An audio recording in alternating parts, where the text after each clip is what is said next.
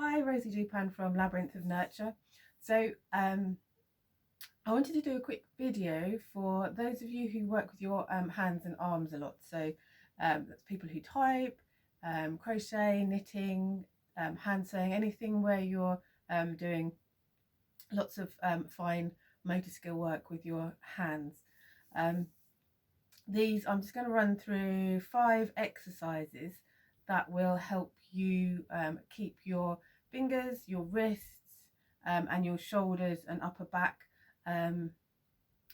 mobile and stretch circulation going, to avoid any issues with aches and pains in the fingers, wrists and shoulders. So the first one we're going to do is a finger stretch. So have your arm bent at the elbow and your hand nice and flat out, and you're just going to very slowly bend each finger back. Now, so be careful that you don't overstretch. You might find that you can't come as far back as this, and you just do each finger and hold it for, I mean, ideally you want to hold it for 30 seconds or so, and stop to do these exercises every half an hour. When it comes to your thumb, you're just going to wrap your hand around your thumb and just circle your thumb around and come forwards and backwards. Do that with both hands. The next one is getting some movement and some circulation going here in your wrist. So holding onto your lower arm with this hand, just bend your hand as far back as you can and then come up. So back and up, and do this 5 times. Once you've done that, then circle your wrist twice one way and twice the other way.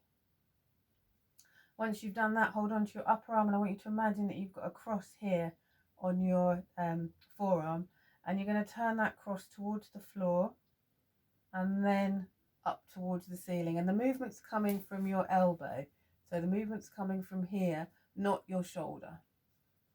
And you do that 5 times.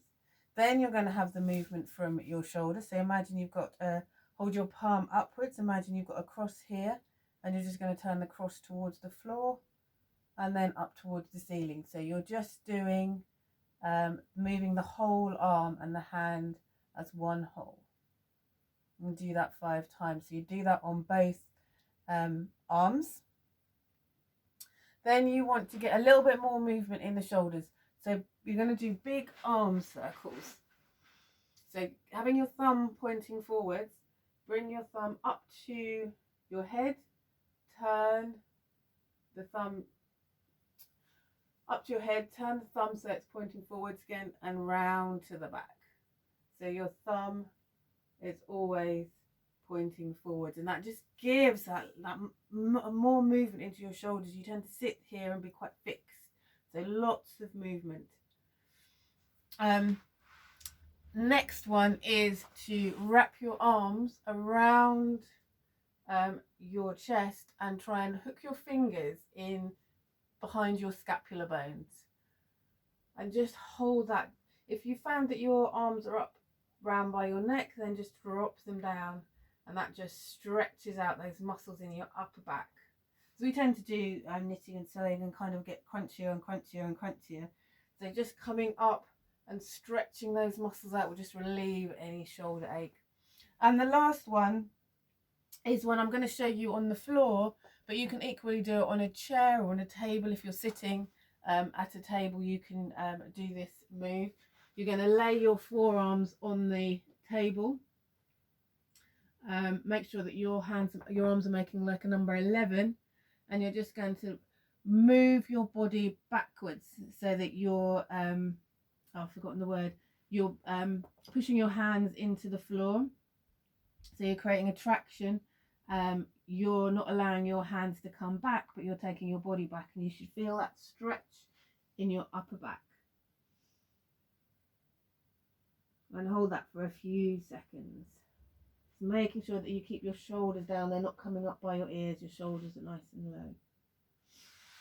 Now, if you try and make sure that you stop every kind of half hour or so and do this routine, you will find that you won't get all the aches and pains that you tend to get from sitting and doing lots of fine motor work.